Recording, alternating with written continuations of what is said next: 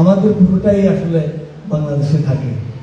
বাংলাদেশে কি হচ্ছে, কি চলছে, বর্তমান রাজনৈতিক অবস্থা, দেশের অবস্থা, এগুলো নিয়ে আমরা এখানে থেকেও উদ্বিগ্ন হই, এখানে থেকেও কষ্ট পাই। তো এই জন্য এই কথাটা এই জন্য আনলাম যে কিছুদিন আগেই স্বাধীনতা, পতাকা এগুলো নিয়ে কথা হচ্ছিল, যদিও এটা অনেকটা স্তীমিত এখন মনে হয়, আবার কখন মাথা চাড়া দেয় জানি না। তো আমরা যারা স্বাধীনতা যুদ্ধের প্রত্যক্ষদর্শী এবং যারা অনেক কষ্ট পেয়েছি, অনেক হারিয়েছি, তার বিনিময়ে আমরা স্বাধীনতা পেয়েছি। আমরা যারা চাক্ষুষ দেখেছি, এর মধ্য দিয়ে গিয়েছি, কিভাবে জীবন বিপন্ন হয়েছে, এবং আমার ব্যক্তিগতভাবে রিউমার উঠেছিল যে আমি মারা গিয়েছি, গুলিবিদ্ধ হয়েছি, গুলিবিদ্ধ হয়ে পানিতে পড়ে গেছি, এরকম আমি আসছি। আমি এই কথাটা প্রায় দিবসেই বলি।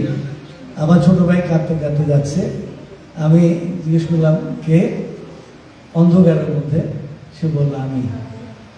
তারপর দুই ভাই জড়িয়ে ধরে কান্না।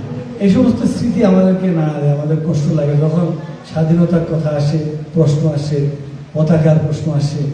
সেই জন্য রাজীব যে বলল, আগে আমার যে 4টি বই, কাব্য গ্রন্থ, সেগুলো থেকে আর পড়তে পারলাম না।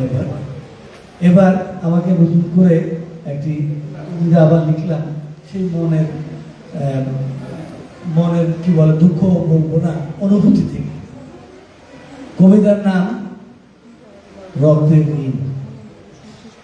দেও দেখি দক্ষিণ পাড় দিয়ে তোমরা এখন আর হাঁটো না, পশ্চিম ধারে কৌণিক রাস্তা হয়েছে, তোমরা এখন ধাবিত পশ্চিমে। নতুন দানবের দিকে অনিশ্চয়তার ডাকে। পুরানো দাও দানবের গল্পগুলো তোমাদের কাছে এখন বোকার স্বর্গের কথকতা। দাদি নানির ঘুম পাড় নেই, মায়াবী বাহানা মাত্র। তোমরা ভুলে গেছো দেও দিঘির পাড়ে অদূর অতীতের সত্য কাহিনী, আসলে কাহিনী নয়, নির্মম সত্য ঘটনা। সব সত্য ঘটনাই একদিন গল্প হয়ে যায়। পাহাড়ের উঁচুতে যে কবরগুলো আজ ঝোপঝাড়ে ঢাকা, রাতে পেঁচার আর্তনাদ আর দিনে স্তব্ধ নীরবতা ছায়ার ভিতরে লুকিয়ে থাকে, সেখানে শুয়ে আছে বীর মুক্তিযোদ্ধারা। মানুষ যখন প্রাণ ভয় পালিয়েছে, তারা ছুটে গেছে বিপরীত দিকে। বহুগুণ বেশি, বহুগুণ অস্ত্র সজ্জিত হানাদার বাহিনীর বিরুদ্ধে অবলীলায় লড়তে লড়তে বুকের রক্ত ঢেলে দিয়ে স্থাপন করেছে তোমাদের স্বাধীনতার ভিত্তিপ্রস্তর। হয়তো এখন তোমরা ভুলে গেছো তাদের মর্মান্তিক মৃত্যুর কথা, তাদের ত্যাগ, তাদের বীরত্ব গাথা, তাদের রক্তের সাথে আরো লক্ষ লক্ষ শহীদের রক্ত পুঞ্জীভূত হয়ে মাতৃভূমির সেই ঐতিহাসিক গর্ভ যন্ত্রণার ভিতর থেকে জন্ম নিয়েছিল এক রক্তিম সূর্য। তোমার পতাকার মাঝখানে যে লাল গোলক, এই তো সেই রক্তিম সূর্য, তোমার উত্তরাধিকার।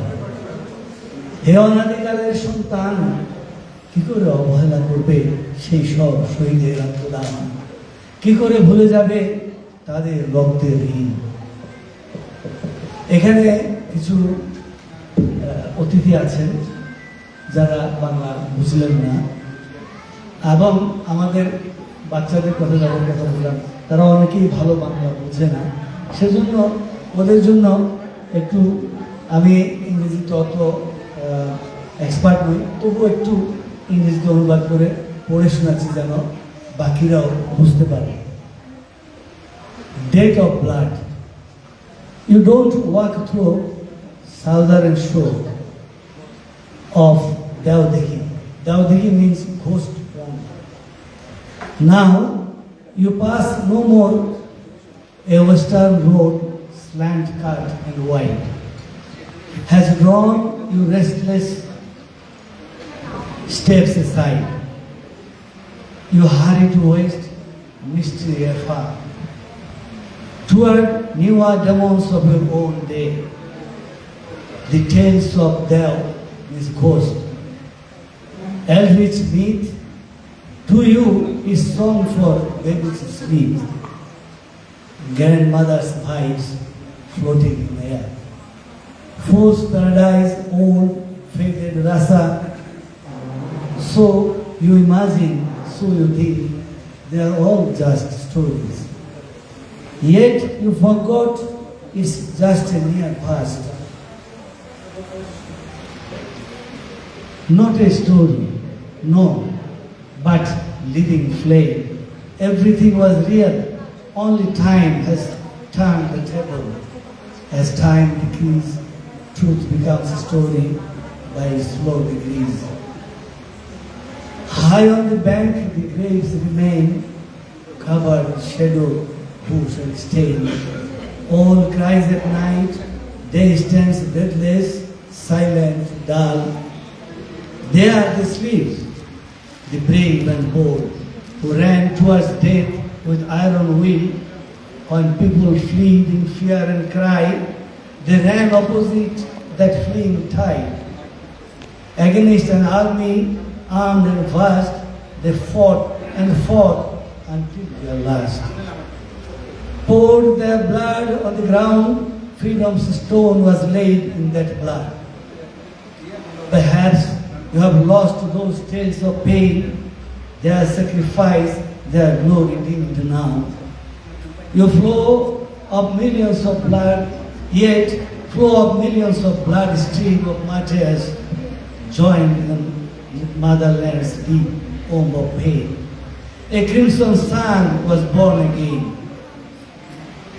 That red sun burning in your flag is not mere cloth that winds in drag. Is their blood, final cry, their gift to you before they die?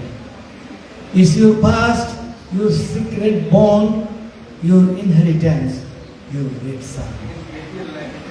O child of ages, tell me then how you will forget those selfless martyrs, how you will forget those graves above, how you will forget the death of love. Thank you.